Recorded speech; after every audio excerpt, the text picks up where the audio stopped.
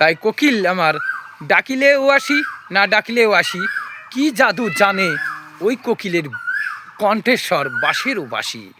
তাই কোকিল ডাকিলেও আসি না ডাকিলেও আসি, কি জাদু জানে ওই কোকিলের বাঁশেরও বাঁশি। কোকিল আসিলেও মরি না আসিলেও মরি, কি জাদু জানে ওই মরারও কোকিল। পরাণ কোকিল, কি জাদু জানে আমার ওই পরাণ কোকিল। তাই কোকিল আসলেও জ্বালা না আসলেও জ্বালা, আসলেও মরি না আসলেও মরি, কি জাদু জানে শুধু ওই পরাণ কোকিল।